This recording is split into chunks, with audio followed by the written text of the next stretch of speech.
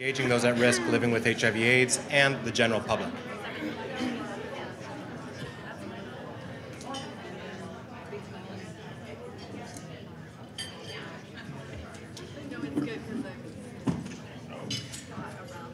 So we've got a panel assembled here today for folks who are going to speak to this topic. I'm going to read their bios before each of them speak.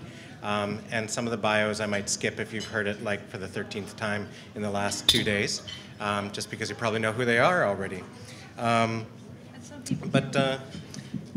me? Some people here will be new and won't have heard them. Oh, okay. So I won't skip. Thanks, Mark. Engaging the general public. Everybody knows everything. You just want to stand behind. This is the list of the folks on the... Oh, Deb was here. Oh, we got more. Moving on down. Here are the list of folks that are gonna speak, and we're gonna do this a lot like the panel I facilitated yesterday, where we're going to have introductory comments, an opportunity for a couple questions from folks immediately following their introductory comments, and then an opportunity for discussion and questions afterwards for the remainder of the session. And you can see the names of the folks, and I'll introduce them before each of them speak. But just to let you know, what we've asked people to share perspective about today was about engaging communities in their own care as well as shaping health services. So when we talk about how do we engage communities of people who are most at risk for contracting HIV or engaging the general public, we can talk, generally speaking, about two strategies, but really it's part of an overall strategy, and it's not two separate ways. It's really about talking to people about their own care and ensuring that patients are partners in the delivery of their care, that we've got meaningful conversations and we're bringing care to people where they are, where they live, in a way that's accessible and culturally safe. And so that's about strategies relating to engaging people in their own care that we're going to hear a number of people of the panelists speak to. But also there's an approach about, an important approach about engaging people in their care, and that's really about shaping health services. And really, there's been a lot of talk about the role of data in this project, and the role that data and community assessment and surveillance has played rolling up to the experience over the last few years in Vancouver and Prince George. But also talking about going forward, what information we need to gather from the people that we serve, and to inform the ramp up. And I think we often think of data as really, hard, measurable, formal data sets, whether they're quantitative or qualitative. But we often don't pay the appropriate amount of attention to the voices of the communities and the groups that we're working with, and really treat that as some of the most critical data that we need to go to perhaps first before any other data set, to listen to what's needed and to say to folks, what's working for you in your care, what's not working for you in your care, what are the gaps in your community, and how can we make it better. And so that's another piece about engaging the voices of community members and populations that we want to hear a little bit about today, and really ask people in the audience, especially if you're at a place of contemplating the ramp up of this locally, what does that mean for you? What are the strategies and barriers for you to both have encourage patients to be part of an active part of their care, whether that be how you create clinical settings that engage your patients or clients, or whether or not you use peers as part of your care delivery team. But also, how are you connecting with people to know what you know about what the strengths and the gaps in your HIV system of care is locally. I'm going to stop talking there because I think it's going to be more interesting to hear the panelists talk through their pieces. So I'm going to begin by reading the bios for both Kath and Margreth, who are speaking here first on the panel. Kath Webster is a community representative for the VCH STOP pilot project. Her role has included planning and co-facilitating community consultations and membership on the STOP Leadership Committee and the Community Engagement Working Group. Kath has been living with HIV since the mid-90s and has been actively engaged with several BC AIDS organizations such as Positive Women's Network, Positive Living BC, and the Pacific AIDS Network. In addition, Kath has participated in the HIV movement at national and international levels. And Margreth Tolson, she gave me edits 2 seconds before to her bio.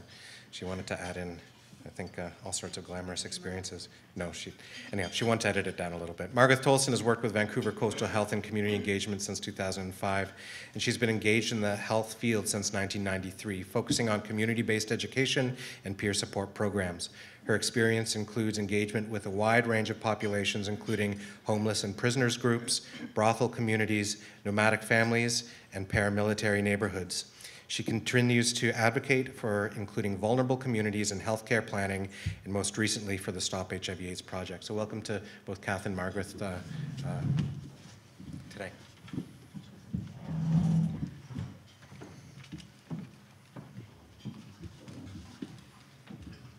So we're going to tag team this. So the overall objective of the work that Kath and I did was to include what is sometimes called the public voice in our service planning. And this is an important part of the work at Vancouver Coastal Health, and we have a community engagement department that I'm a member of. And the important thing also is that we are resourced to do this work. We're mandated to do this as a department, and so it's formally recognized by the health authority as an important element of our service planning. Thanks, Margreth. So given that VCH already has public participation as part of its mandate, it's really a natural fit that VCH would put a principle called GIPA into practice for the STOP project. And GIPA, G-I-P-A, stands for the greater involvement of people with HIV and AIDS. And it's become widely recognized as an essential principle in HIV work. And it's basically about recognizing the unique and valuable contribution that people with HIV can make at all levels, and also really making a commitment to create the space and the support for that to happen. And here's a couple ways that VCH involved people with HIV. First was to identify a community representative, and ideally this would be an HIV-positive person with strong networking, facilitation, and communication skills, and somebody well connected to the HIV community. So this was my role. I sat on the Provincial Leadership Committee and the Community Engagement Working Group, plus planned and co-facilitated community consultations with Margreth. And VCH supported us to involve and consult with people living with HIV and at risk for HIV, and we're going to discuss some of the strategies in a moment. But there's an improved version of GIPA that I want to mention that's called the MIPA. And MIPA stands for the meaningful involvement of people with HIV. So it's not just about the greater involvement or the amount of involvement, but it's about the quality and is it meaningful involvement. And I believe in order to encourage real meaningful involvement, organizations need to take the responsibility to break down the barriers so people and communities can easily participate. So we involved folks from groups that are often marginalized, such as people with serious mental illness and/or addictions, men and women in street-based sex trade, youth, refugees, gay men and other men who have sex with men, and First Nations Aboriginal people. And we recognize that each group really has very different challenges and barriers in accessing services, and of course being part of the service planning as well. Margreth. So we had 4 strategies that we used to involve members of the public in the service planning. And the first one was that we connected with many diverse community partners. So Kath talked about the variety of populations that we were trying to involve. But we also went to a variety of settings, so drop-in centers, shelters, hospitals, clinics, anywhere that people might be gathering. We went to those agencies and we invited them to join us if they wanted to. There was no pressure on them. You know, we're the health authority, thou shalt do this for us. We invited them if they wanted to be part of the process, and we were honoring and recognizing that without them, the members of their community would simply not be accessible to us. So that was the first strategy. The second one is that we used a large variety of methods in working with people, whatever was appropriate for that community. So surveys, focus groups, one-to-one interviews, interviews at the bedside, artwork, journey mapping, whatever was going to be useful to that population. And then the third strategy was constantly adapting those methods, sometimes on the fly, but always with the guidance of the community partners. So often the community partner would be co-facilitating the process with us. Or they would advise halfway through, you know, I'm not sure this is working, let's switch over. And we followed that lead. Or we were doing translation and interpreting for some groups in different languages. So it was that adaptability that was important.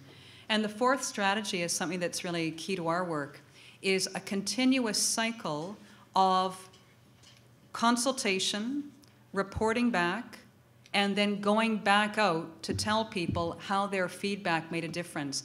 So I'll give a couple of examples. One is that in phase one, Kath and I went out and did consultations with a whole bunch of people. And then we would bring the feedback back to the health authority, and two big themes were stigma, the importance of stigma, and the second big theme was the importance of peer-based work in going forward. So we brought that information back to the health authority. We wrote a report that was published on our website and mailed out to all participants. And then we went back to the health authority and said, okay, tell us how you're going to use this information, and then tell us what the next set of questions are. So then we took that back out to the public and reported back to them live, saying, this is how your input did make a difference. This is what has changed as a result of what you told us. And now, here's the second set of questions. Let's deepen the conversation. And then we did the same cycle, took that feedback back to the health authority, reported, went back out. We did that through 4 phases with the various community groups we worked with.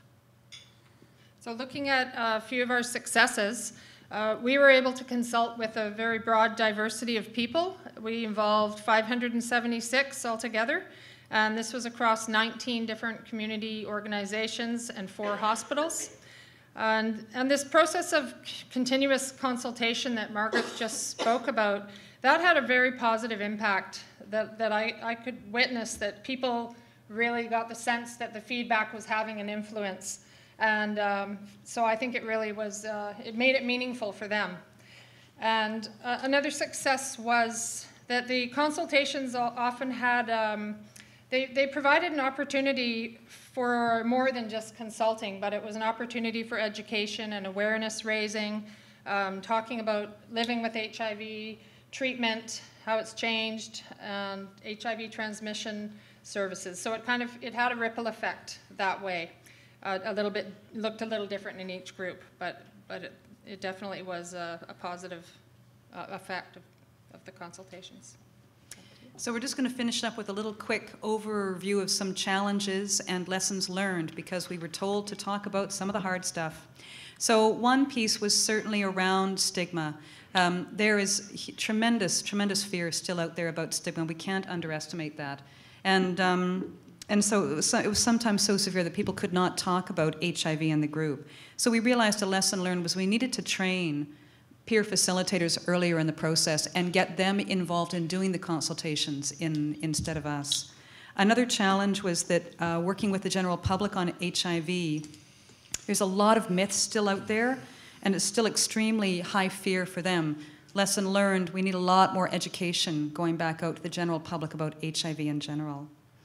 Also, some populations, this is no surprise to anybody, but have a history of extreme trauma, severe mental health issues, addictions. So lesson learned, we just needed to be really sensitive to that and adapt our methods always to whatever was happening in the moment with that person or with that drop-in or with that breakfast program. And the last challenge was we work for the health authority. We hold the funding, we hold the contracts. There's a lot of anger sometimes at large health institutions. We were sometimes the bulletproof vest, which was a bit tough. But the lesson learned was just partner, communication, transparency, accountability. Those things really made a difference, and doors flew open by phase 2. It was much easier. So, thanks very much.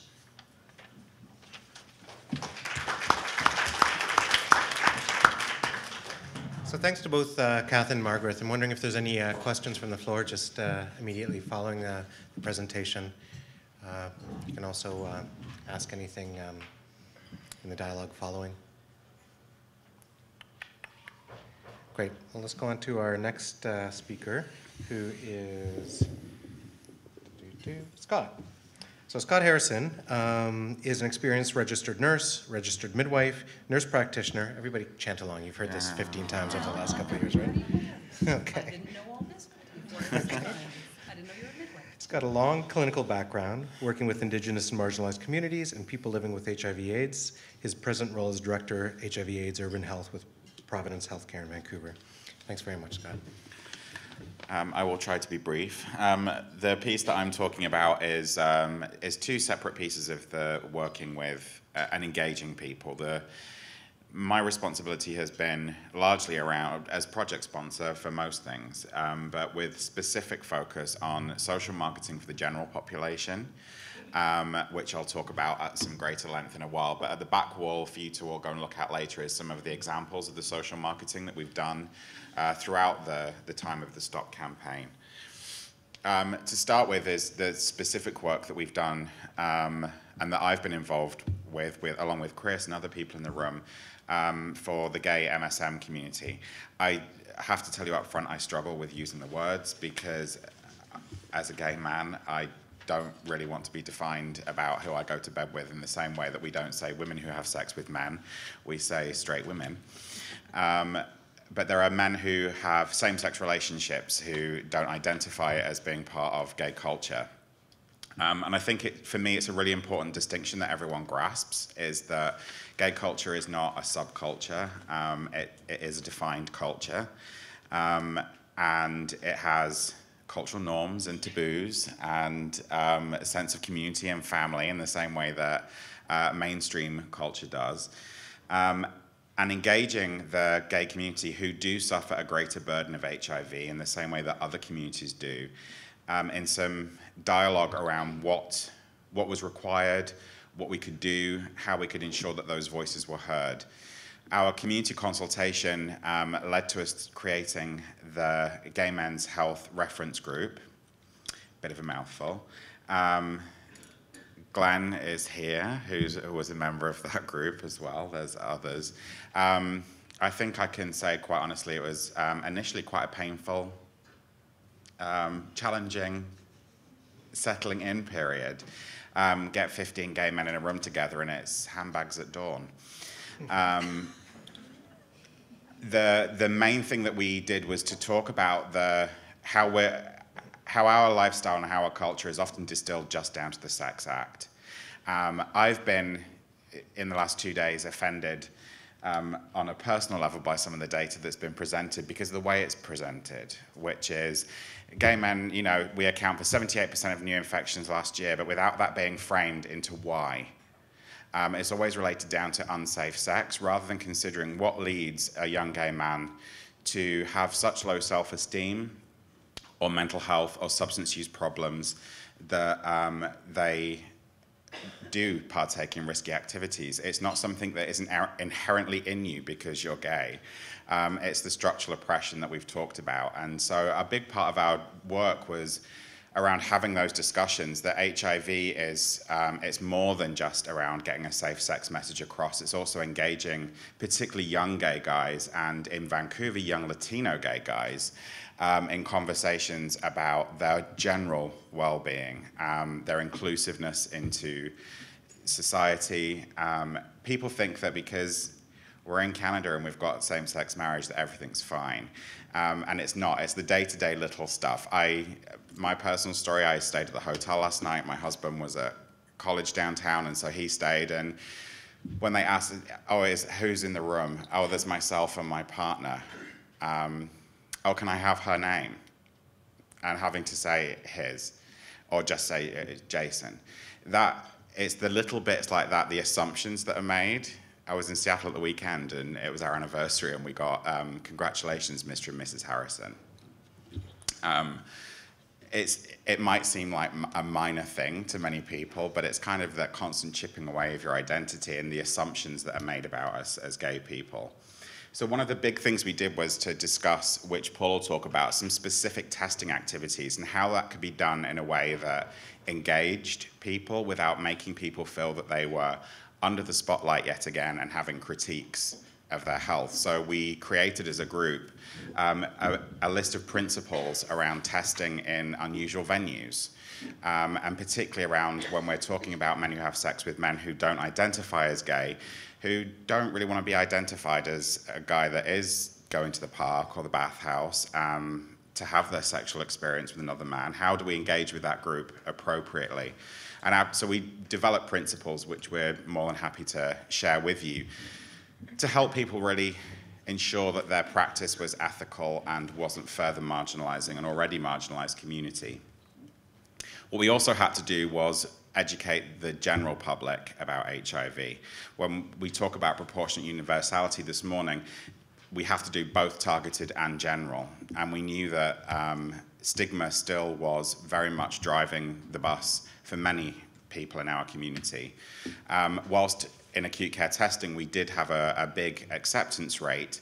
It's quite different when you're asked by a doctor. There is a position of authority there and people tend to trust healthcare professionals. But out in the community, people didn't know, even our healthcare professionals, that HIV was different now, that there was treatment. I worked with nurses and doctors who were surprised that it wasn't a death sentence anymore. And when you live in the HIV world, you kind of get into your own little bubble of knowledge and think that everyone shares it, and they certainly don't. So part of our It's Different Now campaign was developed alongside our community partners. We actually went to our groups and consulted with them whilst the materials were being created. Are you finishing me? Oh. From the initial campaign, phase 1, which was just the It's Different Now message, we didn't include the term HIV in that at all. Which you'll see from some of the earlier posters, and that was purposeful. We were purposefully provocative and vague to try and drive people to the website and to ask, what is this about? With the second phase, once we'd done that initial, our community said, we want to see some activism. We want there to be a link to where we came from. So you'll have seen with the video that Chris and I played yesterday at the end, there's much more of a link to our activist past with both ACT UP and equality for women, equality for gay marriage, to try and get people to understand that history has changed when you become we. It's trying to get people engaged actually in a movement and to take action. And then they're not just getting a test, they're being part of something. They're actually they're being part of changing history. And we knew from the mentality of Vancouver as well that that's something that Vancouverites would particularly be interested in because it is with the left coast, right? So if you're not too stoned to read a poster, you'll probably want to be involved in some social activism. It's something that described our city. And I think it describes our province as well, that people do have a strong social conscience in BC, which is very much why we chose the methods and the pictures and the imagery very specifically to fit the ideology of our province. So have a look, and I'll shut up. Thanks, Scott, for that. No need to shut up, but you were just perfectly on time at shutting up at the right moment, according to this, not any of the comment. Any questions or comments for Scott at this point in time? I think just a personal observation, again, as a gay man, having worked in HIV for 20-some years, that it's been interesting to see how the different ways in which the system has been able to try and struggle with and understand vulnerability among injection drug users and people living with addiction and mental illness differently than it has understood those who are primarily vulnerable sexually to HIV, specifically gay men and commercial sex workers. And again, this is not anything to set up any sort of false comparisons that don't push us forward. But I think, and I might be biased on this, I am biased on this, but I think it's It's very interesting to see how some of those the stigma and different types of comfort among stigmatized populations play out in the ability of researchers to fully understand issues of vulnerability and as well as services as great service providers try very strongly to provide accessible services, but not fully understanding what's behind culturally or experientially behind the vulnerability that the clients or populations that they're serving, which is really, I guess, the point of this a lot of this panel to really bring forward the voices of those populations to be central in forming how those services are delivered. Anyhow, sorry for that little comment, but I'm going to go next to our next speaker, who's Paul Harris. Paul's a nurse and sexual health educator who's worked in for the BC Centre for Disease Control in the outreach program since 1998, working primarily in the gay community at the Butte Street Clinic and HIM Sexual Health Center, as well as providing testing and information in other settings, such as bathhouses and bars. He has also worked at Insight, Naomi, and downtown community health clinics at the Matt Dot program. He has partnered with Positive Living BC in their prison outreach program, providing education to both inmates and staff of federal and provincial correctional facilities. So thanks to Paul for being here today. Hello. The expression comes to mind, teaching your grandmother to suck eggs. I don't know if anyone's familiar with that. I feel like I'm preaching to the choir here, but you guys know more about this than I do, is what I'm saying. Okay. When Chris was talking, I would like to start off by apologizing. Earlier today, I spoke about I don't want to have to wait for my leg to get broken to do an HIV test in relation to the general rollout of testing with access to the healthcare system. That wasn't meant as a criticism of the program, but it is part of what I think of as an important part of what we do, which is we have to have easily accessed testing as part of how we deal with this outbreak. What I work at for the BC Centre for Disease Control, as Chris said, and what we do is we run a couple of clinics, both in partnership. One's a loose partnership with the Gay and Lesbian Centre, where we have the Butte Street Clinic, and the other is a more formal partnership with Health Initiatives for Men and Coastal Health Authority, where we provide testing at the HIM Sexual Health Clinic.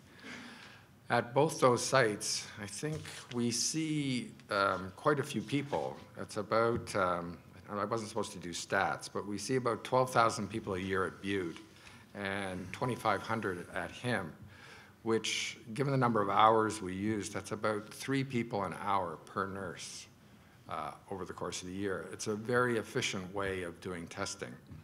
And being one of the nurses, doing a full screen on a man or a woman in 20 minutes takes some advanced skills.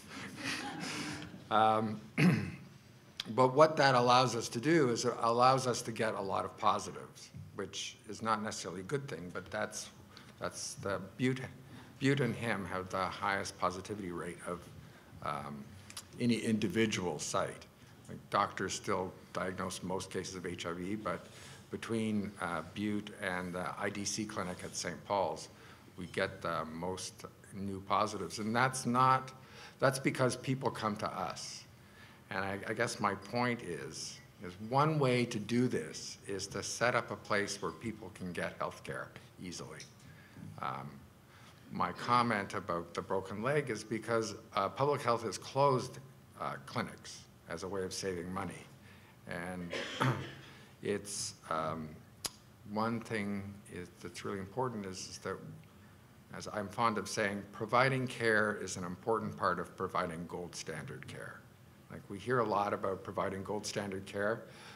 Part of that is actually making it accessible to people. I don't want anyone to answer this question, but when's the last time you had gonorrhea and needed to get tested? I can tell you it takes a long time if you have to make an appointment somewhere, a lot longer than you're comfortable with. And what you can do at these clinics is you can walk in and get a test and get some treatment. And that's really important for people. When we question our clients about what brings you to see us, like what do you like about this place, the most important thing is I don't have to make an appointment.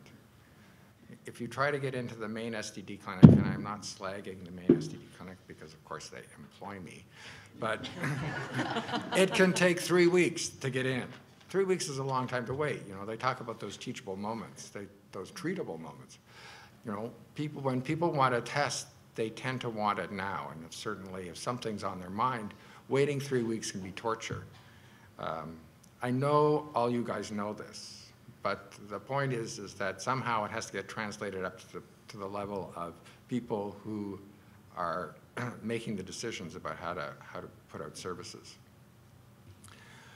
I don't think I have to talk about, you know, you need to be gay friendly. I mean, yes, talking about the gay population, you want to be gay friendly, but what's really more important is you want to be sex friendly. I mean, I think that as a start, right, I look out at this room, nothing personal. I don't know whether I'd like to talk to most of you about blowjobs. Not because you wouldn't be really cool with it, but it's what I imagine. The point is, the person coming in doesn't know, right? You have to start off giving them a little idea that it's okay to talk to me about sex. I'm okay, I've had sex. I always tell people, not as often as I'd like, but that's part of what I do is humor, but I mean, we all have our thing about how we make people comfortable. But the important thing is we make people comfortable.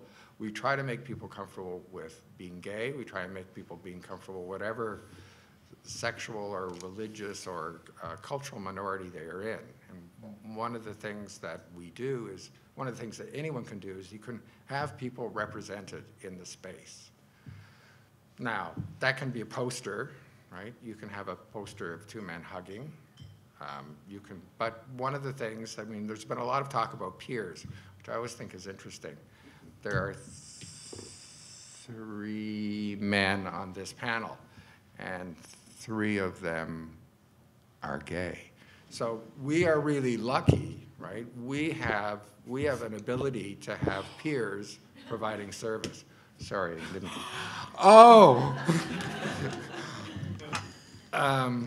But I think the jargon now is experiential, right? I was at a conference and they talked about experiential people. I was thinking, what does that mean?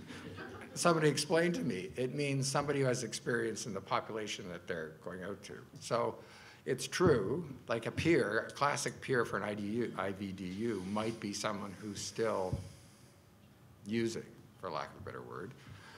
But experiential means that they just have experience. And then I don't know whether I should be an experiential gay man, because does that imply that I'm not doing it anymore? That goes back to my earlier point, by the way. Sorry, this is, all right, we're being filmed. Okay. All right. So outreach, I don't know, how many minutes do I have left? 1, okay. So I'll just go to the point. Creating partnerships is really important, partnerships with businesses. A lot of what happens in the community is business-based. Bookstores, cafes, bathhouses, bars, they're all businesses. You can create partnerships and trust with them, and it makes it a lot easier to access the population in those places. Education is more effective when you partner with organizations that are already accessing the population, whether it's a community organization or just a social one. So you meet people where they're at. We're lucky in Vancouver, the gay population has a neighborhood. In some areas it doesn't, but there is the online neighborhood. What we do is we do outreach online as well. So we have nurses chatting in various, I think they're called dating sites. And there's lots of opportunities to do that. And then my last point is one of the things that we do is we interpret epidemiology to the population. So what that means is we have the stats here at this meeting. What outreach workers do, what we do is we make that relevant to the person, right? What's the most common question I get asked, or anyone does this job? Can I get HIV from a blowjob? How do you interpret this information so that that's meaningful to someone? The whole idea of what undetectable viral loads means is a huge issue that's coming through the population. That's our job. That's what makes this information accessible to the population that we're trying to reach. That's what's telling people that undetectable viral load, a population viral load, isn't very useful. It's what it means to them. I guess that's it. Questions? Thanks, Paul. Any questions for Paul? You don't have to save them to the end, because you know I'm going to put you on the spot if you don't ask anything at the end. I've got one brief comment, though. It's really important what Paul said about being sex positive when you're doing HIV work. And to put it into context, if you can't be asked as a health professional about sex, you have a problem. And I'm a registered midwife. I don't say to my pregnant women, "What did you do?" "Oh my God, what happened?" And yet, that's the response that a lot of people get when they go for sexual health otherwise. So kind of just have that in your mind. We see one side of sex, which is babies, as being lovely, which it is. But, you know, there are other forms of sex too.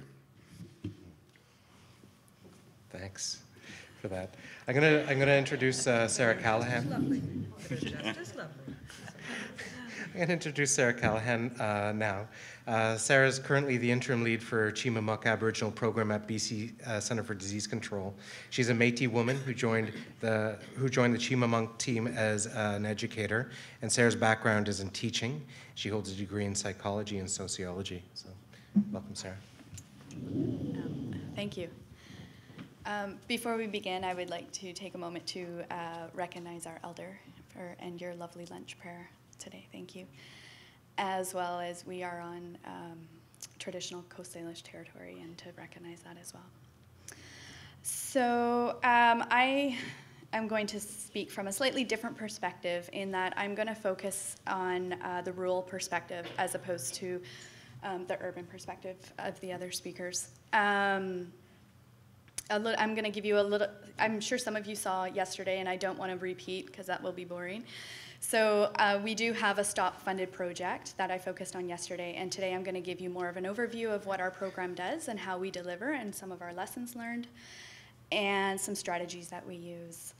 So Chimamuk is an Aboriginal program centered at the BC Centre for Disease Control. We provide culturally appropriate HIV, STI, and hepatitis education resources and wise practice models. Some of the things that we've learned over, I believe Chimamuk has been around for upwards of between 15 and 20 years now, so it's been around for quite a long time. And one of the big things, and I would like to preface this with saying I'm really excited to hear from a lot of different speakers that I've heard over the last 2 days that kind of reiterate the things that I'm going to say today. I think what's most important is that the people that are in the communities are the experts of what's needed in their communities. So it's not good for me to sit here in Vancouver and tell somebody in Des Loups, which is on the northern Yukon border, what it is that they need to do. So one of our strategies is to work with communities on what we call community readiness. And so it's helping communities assess what the level is, where they are at, and then matching some strategies that work with that level. We do know from experience that not all communities are ready to implement HIV testing, because some communities don't recognize that HIV exists. They don't necessarily understand, or there's still a lot of myths around HIV. And so there are communities that we work with that are still in that denial and resistance. And so for us, it's providing education and helping people move along. Another really, really important piece for us, because we are centered in Vancouver and provide service to the entire province, is the bit around relationship building.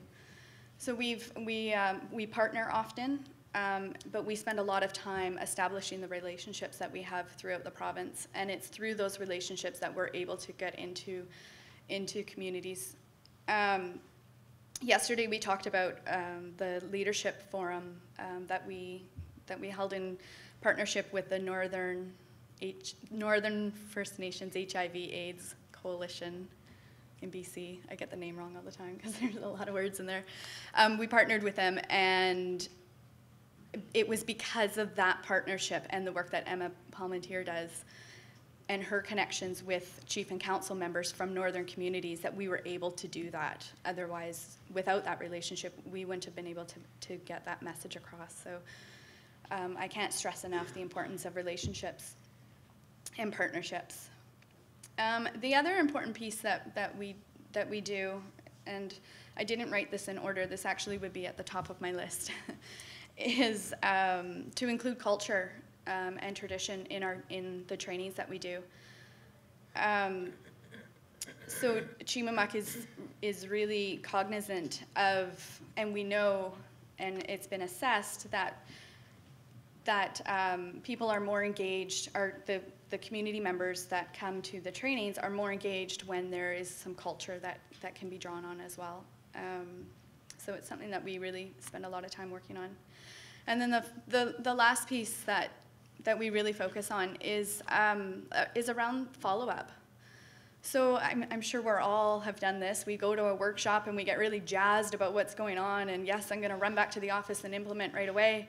And then you go back to the office and your real life work piles up on your desk, and then the binder of great information goes on the shelf and collects dust. And then about 5 years later, it gets recycled. And we know, and by no means is that a criticism on anybody, it's just the way that life happens.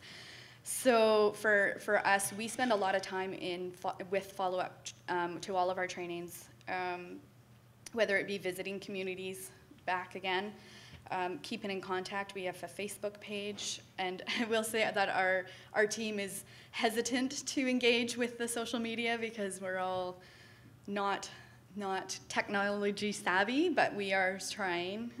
So we have the Facebook page, we have a website, we have even email and phone calls, we still do. So, and then texting, we get a lot of people that like to text us. So it's around all of those bits. And I'm sure that there was lots more I wanted to share, and I can't think of anything else. So if anyone has any questions for me. Any questions for Sarah? Okay, I've got a lot of questions that I'm going to ask you guys, and I know some of your names, and I'm going to call you out by name. Just a warning, in case you want to run for the washroom right now. The only way to prevent it is by asking questions voluntarily. Thanks very much, Sarah. That's an excellent perspective and complementary to the previous speakers. Last but not least at all is Dr. Deborah Money. Dr. Money's an obstetrician gynecologist with infectious diseases training who's been part of the multidisciplinary team at the Oak Tree Clinic taking care of women since 1994.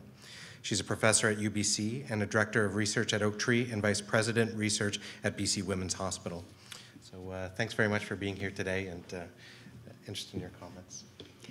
So thank you very much, and I really feel I'm sort of here wearing a little bit of a different hat than my introduction, in that I guess one of the things that I found a little bit frustrating in my science side of my world is that sometimes we don't recognize the value of the experience of clinicians engaging with people, and part and parcel of what we do when we talk to people about their HIV is we hear their stories. They tell us their life story as part of the, quotes, medical history, but it's woven in. So after 20 years of being involved in HIV care and hearing hundreds of people's stories, and in fact I used to be quite involved in seeing gay men as well at some point, but have mostly focused on women. And way back even with my former roommate who taught me about HIV, Peter Jepson-Young, who is the Peter of Dr. Peter's Center, I feel that a lot of what I've learned is really experiential. So I guess what I wanted to focus on this afternoon is just some of the pieces that are particular to women with HIV that I think are important to think about in trying to engage women in care. And it sort of resonates for me in many of the comments about the stigma and issues for gay men, because curiously, women also face many of those stigmas when they present with HIV, because women aren't supposed to get this disease, and if you have it, what on earth were you doing to get this, and who were you with, and so on. So many of the kind of issues gay men experience, I think women do experience. So some of the notes that I wrote down, one of the first things is, I think in any environment where you're going to see women either for the purposes of testing and or treating, it really needs to be in an atmosphere of respect and acceptance. And I think many of the speakers this afternoon have spoken to that. But in particular, for women who've come out of experiences of violence, particularly if it's been in a power imbalance with men, to go into a very male-dominated clinic space and sit there may actually be very difficult for them. It's easy for us at a clinic like Oak Tree, where basically it's mostly women, but I recognize in other communities that may be very challenging, and one may have to be a little imaginative and have a half day for women only, or something where women can feel that they aren't frightened to sort of sit there in a group situation. It's very unfortunate, but I often say at Oak Tree, I challenge you to find a woman at our clinic who's not had an experience of violence in their life. And yes, there are a few, but sadly the vast majority have either come from childhood sexual abuse, domestic violence, and then our African women come with stories that will curl your hair.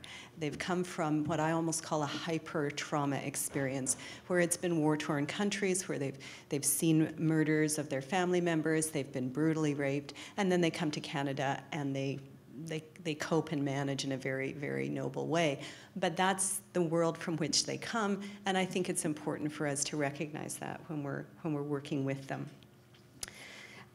The other piece is that women are not a big homogeneous group. They're very, very different, and they come with different issues and different things that work for them.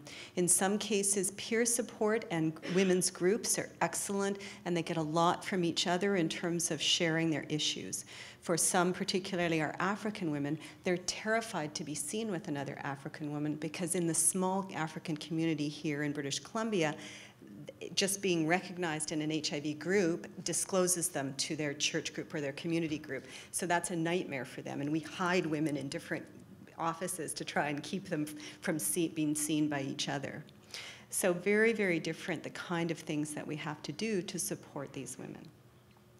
In terms of some of the other unique aspects for women, you really have to think of women as a family unit for intervention. So it really isn't about engaging her, but if you can engage her family unit, be that her and her children, her and her partner, whoever is in her kind of care provider environment, they're often the lead for the household in that way. Many are single moms, and if you don't address that piece, you'll never get them into care. And often we actually find that they'll come with their children, and then we'll kind of say, how about a quick visit with us while you're here with your child? And then we'll get them into care. So thinking about that aspect of women's lives is very important, and if you don't think about child care and those issues, they just simply won't come. The other thing that I think we talked a little bit about in the session yesterday, both from the testing and from the engagement and care perspective, is women do tend to go to health service providers for reproductive health related reasons. So they go for contraception, they go for abortion, they go for sexual health, and they do go for maternity care.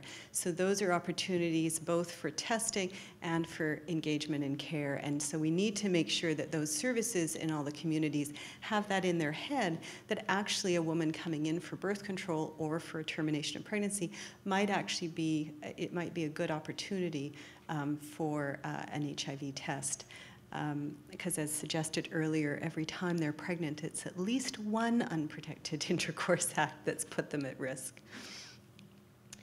The other thing that I think we're trying to do also is just to think about some novel ways of engaging. And again, we talked a little bit about this yesterday, and I'm not the expert in this area, but we're working on text messaging. And Rich Lester, who has had a lot of experience in Africa with this, has shared his expertise with us, and we've been piloting it with women. And we were quite concerned that it would only be our youth that would engage, because it's kind of a, you know, I'm completely not very good at text messaging myself, but our older women, our women who were poor and didn't necessarily all have smartphones and so on, that they would not engage. And it's looking like, at least in our early analysis, that kind of engagement seems to be working. So I think we have to be thinking about things where people are very busy trying to just keep their life together often, and if we can make things simple for them, if we can make a quick interface with them to try and engage them, that's often more helpful than a big, complicated medical visit. So I think those were probably most of the things that I wanted to touch on, and then I'm happy to answer questions. Great, thanks very much, Deborah. Any questions off the bat for Deborah Money? Okay, great. Well, now's the part, after hearing from our panelists, where we'd like a little bit more discussion with you guys, whether those be questions that you have for the panelists, questions the panelists may have for you, or questions that we've got of each other. And I'm going to kick it off, though, by asking folks from, again, from health authorities or regions, whether you work for a health authority or work for a community-based agency or other sort of organization within a region, where you're at the point of considering what this opportunity means for ramp up. You know, treatment as prevention, testing and treating, you know, the whole Hope to Health package that includes primary prevention as well. What are your thoughts about the opportunities, barriers, importance of engaging communities in that discussion as you move forward with some of that planning? So anyone from some of the other health authorities want to speak to what your plans or experience to date has been? I'm going to put somebody on the spot. Oh, here comes somebody. Here comes Audrey from VHA. 10 points for VHA. It's like Hogwarts. Who's going to get the big prize at the end? Hi, thank you for your presentation. It's all been very, very informative. I had a question for the Chimamak in particular, because one of the things we did was work with you very closely and had a First Nations readiness workshop. You were so flexible with us and got it down to a certain amount of days and hours. And following that, the contacts we made there, we've done some networking. Our harm reduction coordinator's gone out and made those connections and tried to build on them. But I'm wondering, what would you suggest our next steps be?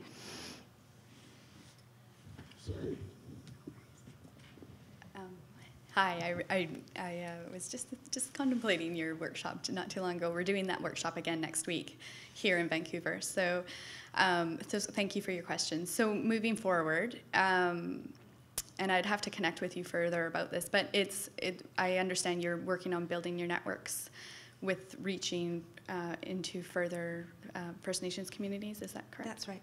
Okay, so. And is it other communities that were not part of the training, or the communities that were trained? It was actually both we're interested in. Yeah. Okay, so so for the communities that were trained, it would be looking at where they are, how that implementation is going with their community plans. And then what they need as support, because I think really a lot of what follow-up is providing further support and waiting and hearing it from them. And I really appreciated what Chiro said yesterday about listening to people and letting them tell you what they need. And then with the newer communities, we do have some strategies around engaging new communities. One of them is around the piece of what you're offering, letting it be known, but really waiting to be asked into a community, because as I was alluding to before, probably not very eloquently, is that we can tell people what they need, but until somebody's ready to hear it or ready to accept it, it falls on deaf ears. So I'm really feeling long-winded with this answer. I can connect with you further about what are some of our other strategies around that, but it would be, I guess to sum it up, letting people know what you have to offer, and then gauging where to go from there. Does that help? Yes, I'll call you. Okay. Thanks, Audrey. I'm wondering, and I'm going to put perhaps Amrit and someone else from or someone else from Fraser on the spot here. But I know that there's been a lot of work being done in Fraser Health about trying to contemplate how to both access or collaborate with or with specific communities, whether it be ethnocultural communities in Fraser Health, as well as gay men who might not be as easily identifiable as part of a gay community, just because of, you know, all the bars and bathhouses and things tend to be located in Vancouver and not so much down the valley. And what are strategies that either you've found for some of those ethnocultural communities and or gay men that work, and what are the things that you're struggling with, and what are your thoughts around planning? If you don't mind me putting you on the spot. You knew it was coming anyway.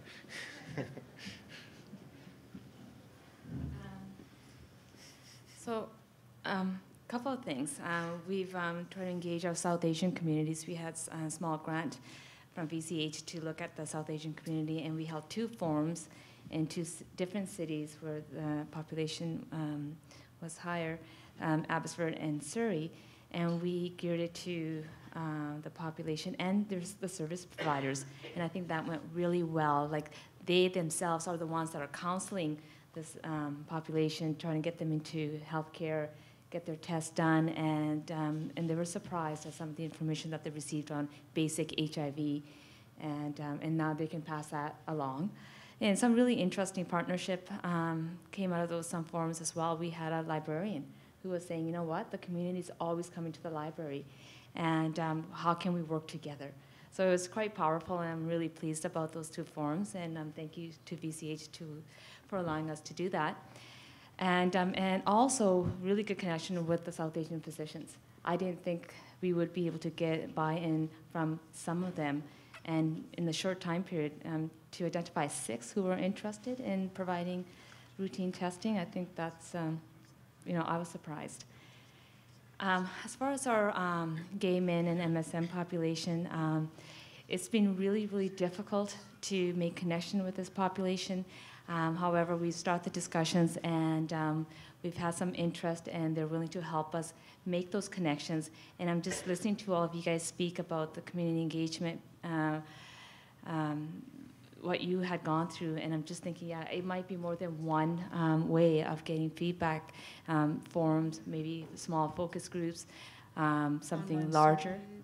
surveys, Online survey, and going through, HIM or some of the other organizations that exist that have, maybe a distribution way of distributing surveys. Yeah, I'll just add something as well. I think sometimes when we come from the health authority, or I speak for myself maybe in this, but sometimes we think we have to do it all, and that's a big mistake. Yeah. It's our partners. I mean, that was something that Kath and I often did. We would sit with the partners, and they would actually end up facilitating the process and giving us the information, or we would meet with them afterwards and gather the notes, but we don't need to be in the room. Right. And sometimes our presence in the room, metaphorically or literally speaking, is the barrier.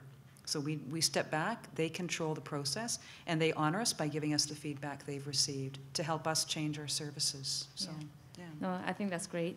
And just with our gay men population, I don't even know what to call them anymore, Scott. Nor do I, and I am one. The non-straight, non-female. Yeah. So just going to different venues, and just for me to say, I can't make this connection, just saying help. And I've had a few individuals come to me and saying, I can help you. So that was nice. So I'm looking forward to this adventure, and I'm waiting to report back next time with some successes. Great, thanks so much for those comments, Amrit. I don't know if other health authorities have community engagement departments that can kind of approach this, and I'm talking more about what Kath and Margreth spoke about a formal, almost technical approach to community engagement and processes to get the voice and opinion and advice and direction of important communities to impact how the system of care functions. So I guess my question is to health authorities who may or may not have formal community engagement departments. How do you do this? How do you do this work? What are the various approaches there? Or and in absence of somebody from another health authority who comes up, I don't know if Margreth or Kath, you have could speak to that in terms of how the same goals can be done without necessarily a formal community engagement department. Yeah, I just want to extend that question a little further, because I think there are community agencies or health authorities or small NGOs they have their own mechanisms, and I saw a hand up over there. Yeah, I was also curious if you could add sort of evaluative mechanisms that you use to, like tools or things that you might share on the SharePoint as a way of analyzing your success or lack of success in community engagement. Yeah. That'd be helpful. Yeah.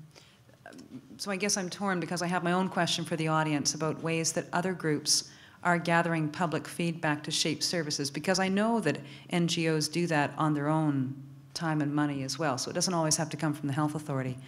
But I'll just say, there are lots of community developers all over the province who are regularly connecting with groups. There are community health nurses that are regularly connecting with community centers or different groups, and those are great people to go through to ask them to ask a few questions about service provision, and they can bring the information back, or you go with them for 20 minutes and flip chart whatever people say while they ask the questions. So it can be quite accessible and quite simple. And as for evaluation, we did evaluation after some of our processes around quality of our engagement process. So it was like a quality improvement cycle for Kath and I. And so we had standard surveys.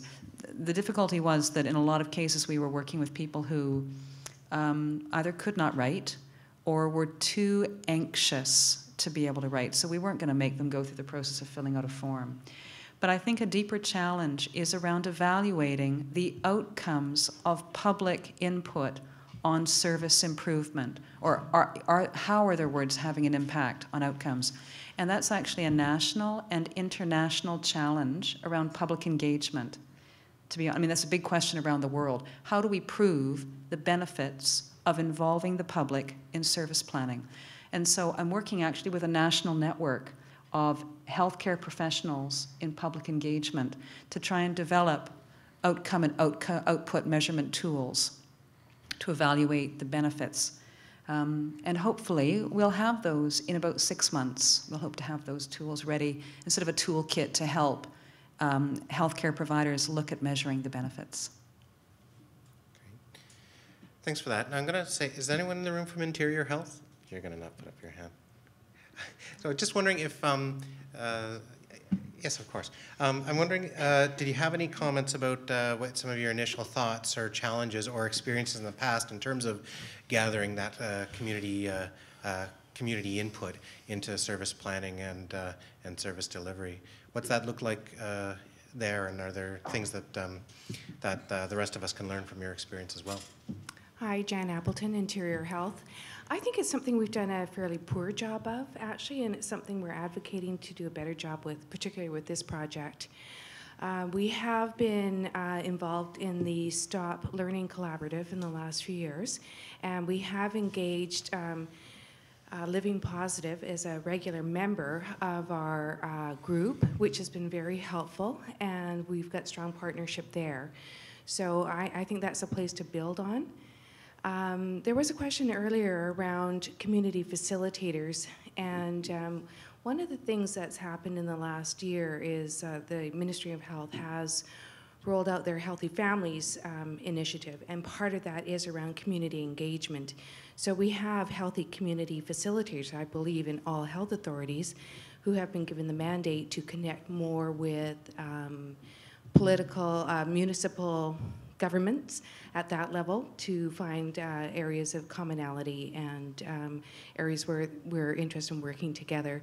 So it's a question I have more than anything. I'm not saying we're engaging in that particular conversation, but the question is how can those particular positions assist us, particularly in the smaller health authorities or where there's less resources, to at least do more of that kind of client engagement or community engagement. So, of course, I just want to leap in and network, because I think to myself, that's great, ride on their coattails in to ask a few questions. Mm-hmm. And I'm thinking interior health, like I know a couple of your community developers in interior health, but we all come from such huge systems that sometimes there's someone, 2 hallways down from me that I didn't know it existed who could get me a door in to a group I need to talk to. Mm-hmm. So often it's about the networking and the relationships we have, and a buddy down the hall is going to be able to get us into that group to talk to people for 20 minutes or an hour or something. Yeah, for sure. So those healthy family facilitators might be the people to get you into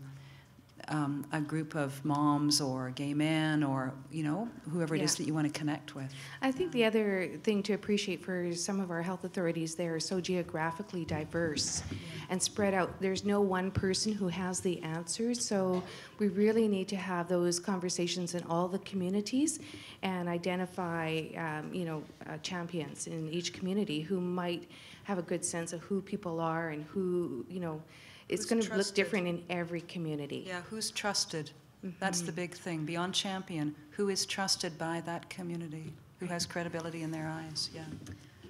If I might just add something too, the way we do a lot of our trainings is a train-the-trainer model.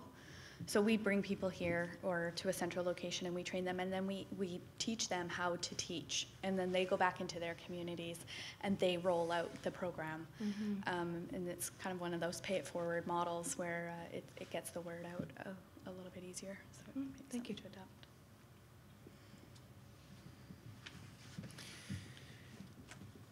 You can just jump right up with the question if you got one, or else I'm going to subject you to my questions. My threats aren't working.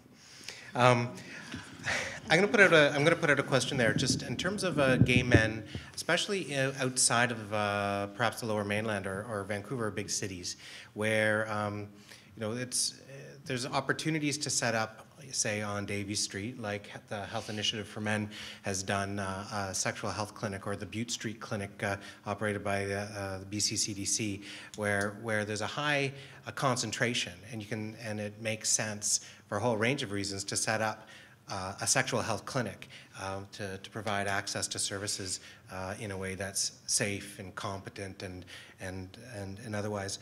Outside of those neighborhoods, whether it's in the Lower Mainland or throughout the province, there isn't necessarily a bathhouse. There isn't necessarily a gay bar, or it doesn't make sense to set up a gay men's sexual health clinic on the main street.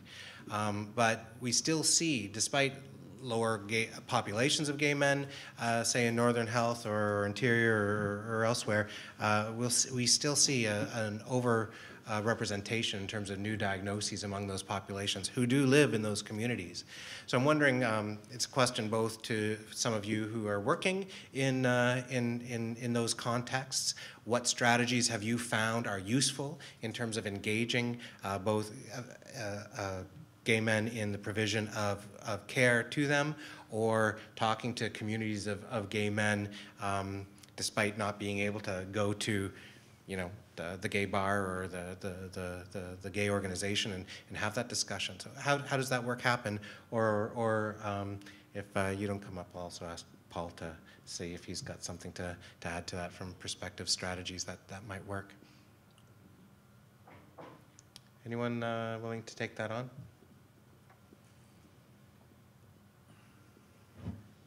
Paul? Oh, no, there's somebody, yay.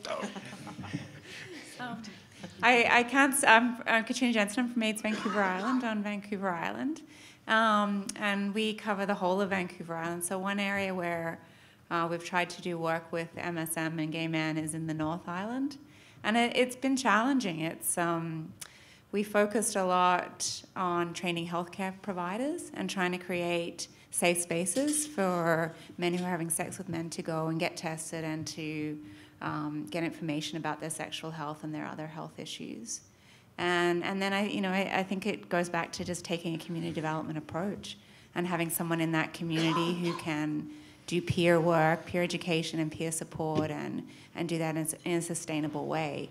And we haven't actually been able to sustain it. We did get some funding to hire a peer coordinator, a gay men's peer coordinator up in that area, and we haven't been able to hire anyone.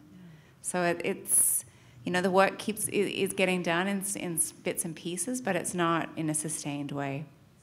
Thanks for that. Appreciate it. I think, if I can just say, I think there's space for doing a lot of the specific gay men's work that we've done in areas where gay men congregate, like the work we've done in the bathhouse, and that's been really useful. There's also a lot of work that we can all do provincially, which is kind of what I referred to earlier, which is just don't use heteronormative language. If you're asking about sexual health and you say to someone, if you just routinely say to everyone, do you have sex with men, women, or both? You've opened the door to enable someone to be much more honest with you than if you've made an assumption. It's not rocket science. It's pretty easy to do that. And we know that a lot of young gay men, particularly who are infected, and from the man count studies, is gay men don't tell their healthcare provider about their sexual health and their sexual identity because they don't feel comfortable doing it, because there are those assumptions just automatically made. I think one of the things I wanted to talk about is what sort of service you can have in your area. I mean, if you're providing a service in a town of 1,000 people versus a city of 1 million, there's a different level of service. We can have a gay clinic in Vancouver. You may not be able to have a gay clinic in a small town, but I guess what I wanted to get across is you can have something, right? If you have some low threshold place where people can go and get tested, they can select themselves out. Even if they, if they're on the North Island, they come down to Nanaimo. I mean, we should be able to have easily accessed clinic where people can get access to care in a safe, culturally, all the jargon. It's just a place where you can get a non-nominal test, right? Where someone's not going to make you give your name before you give an HIV test and then start drilling into you to get the data they want to find out why you have the test. What you want is a place where people feel comfortable to go, get an HIV test, get their STD test, access care if they need it, start the conversation. And 25% of the people who come to Butte Clinic in the Gay and Lesbian Center are straight. They don't come there because they think they might be gay. They come there because that's an easy place to get testing.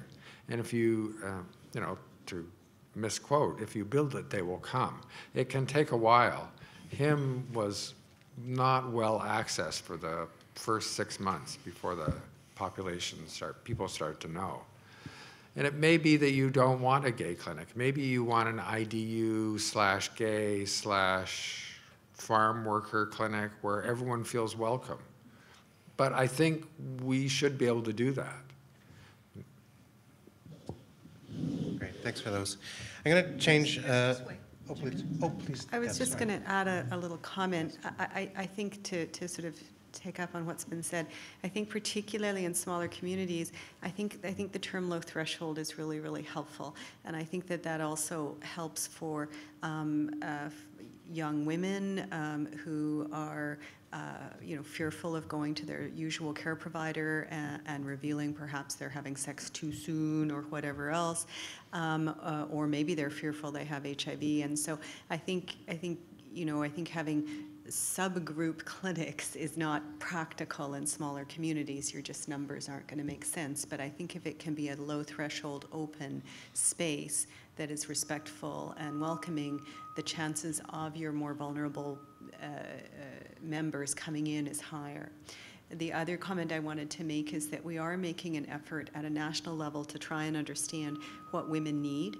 And there's a study called CHIWOS, which is a large community-based survey study where we're trying to engage HIV-positive women from a variety of backgrounds in our study design so that we can actually hear from them as to what women supportive services would look like. And we've got engagement from small and large communities and from multiple provinces. So we don't have all of the data back, but I'm hopeful that what we learn from this will help inform how one wants to set up services on a go-forward basis that will be relevant both in the north and in large urban centers. So just wanted to mention that.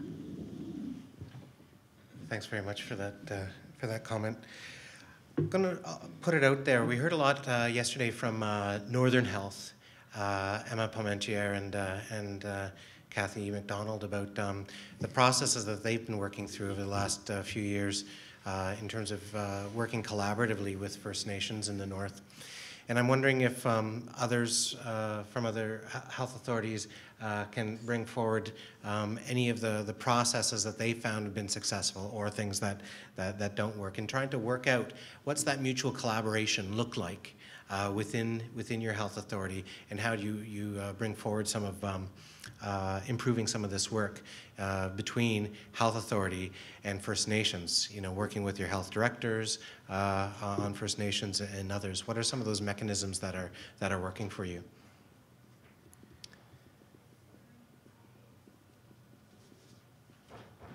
Everyone's avoiding my eye contact. Sarah, did you want to have something in terms of that you might be able to speak to?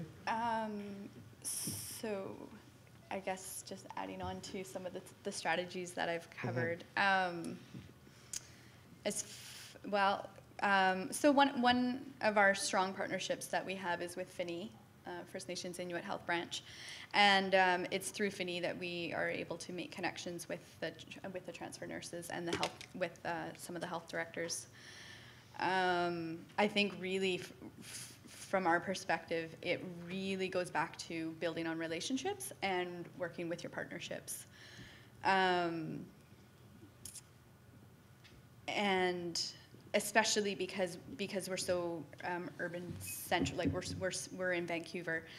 I think Northern Health, I don't want to speak for them. I know we've partnered with Northern Health before, and it's because they have connections already, which is really great for us. Yeah, I'm not having clear thoughts. Sorry to put you on the Might be spot. the time. Yeah. Yeah, I think really what it goes back to is your relationship building, and that can be really time consuming. And it's a lot of energy and effort to work at building those relationships. But in the end, and I know for us, it's paid off in huge dividends in our ability to provide service, which is really what we're here for. Thanks. Yes. Hi, yeah, we were fortunate to have Chimamok come 3 years ago now and train our entire staff, 25 people. And it was really good at just helping us focus on our work with Aboriginal communities and seeing them as partners in that, in those efforts. And also in not being so worried about counting the stats, like not being worried about how many workshops, how many of this that you did, but really just focus on the relationship. Which doesn't, when the health authorities are just counting how many workshops we do, it doesn't always look that good. But, it's been really successful with us in a number of communities, just going to that community and dropping in and visiting them and participating in their community events. And yeah, maybe a year or two down the road, you'll do a workshop, or you'll meet with the elders, or it'll move into a more formal partnership. But you have to be committed to doing that groundwork. And I now have some clear thoughts about this. One of the things and her name tag reminded me is accessing your local resources. So being aware of what's available, like Vancouver Island Aid Society and on the island, so knowing what's out there and accessing them, because that's what they're there for. And then the second part is that don't reinvent the wheel. So that's a negative statement, access what's already out there. So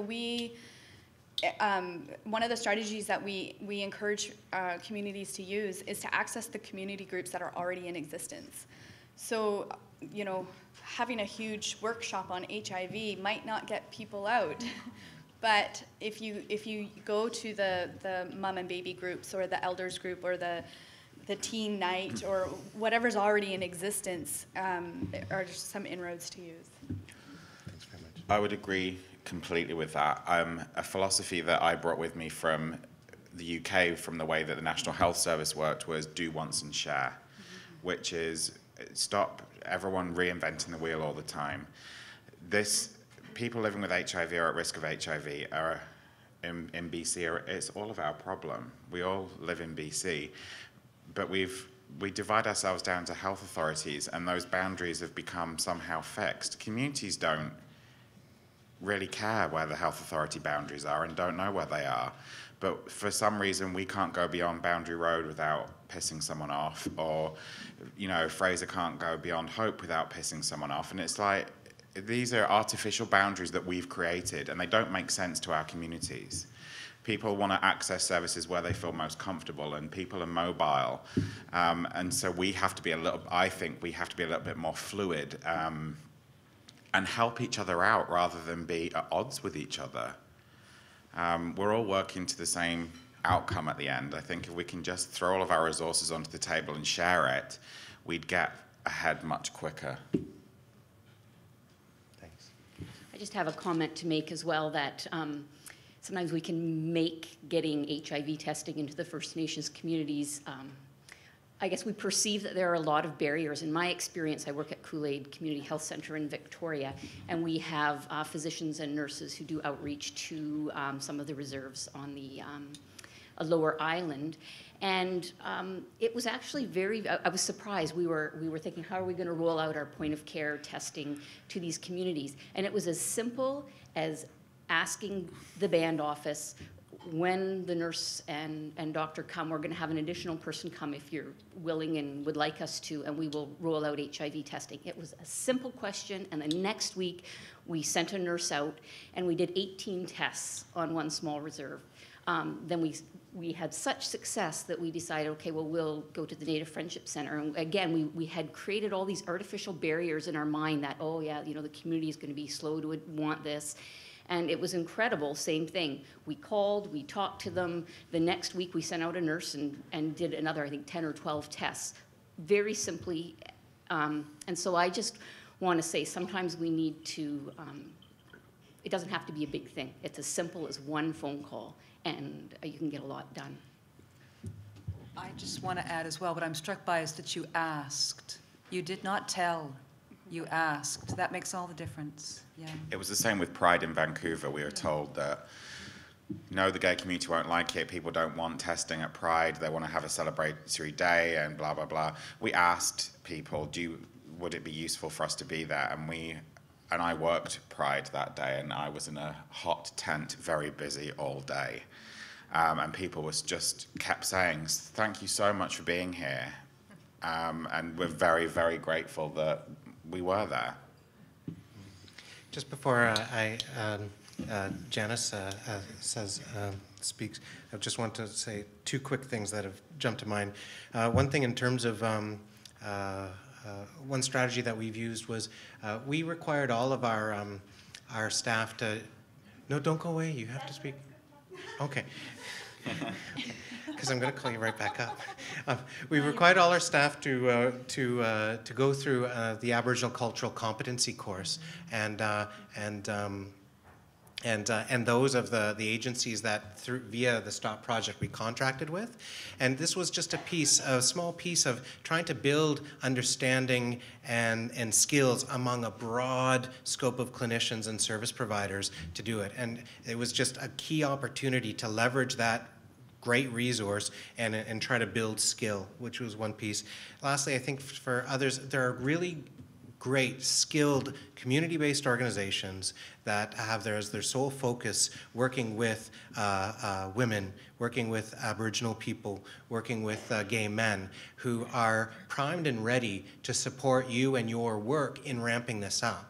You know, if you don't have a gay men's organization in your health authority, well, talk to the Health Initiative for Men and say, how can we partner and make something happen here?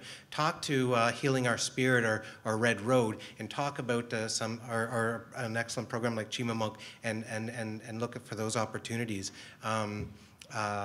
Evan Jones from PAN is right over there. She has contacts with all these organizations, and I know that they're keen to play a role in those pieces. So that's all I'll say. And Janice, please, sorry for interrupting.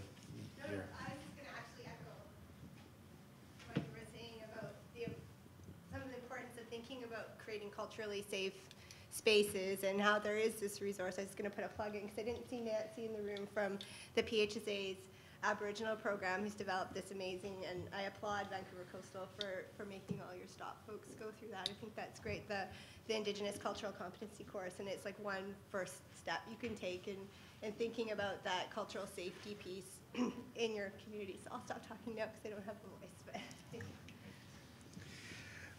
Okay, well, thanks to everyone for your comments. We're at 4:13 now. I'm just going to ask the panel if you had any last comments before we're closing. Anything that's that you didn't get a chance to say or share? Everything that's been said. Okay, well, great. Thanks to everyone on the panel, and thanks to you folks for allowing me to put you on the spot. I apologize if that wasn't comfortable, but I appreciate your willingness to come up and speak. Thanks.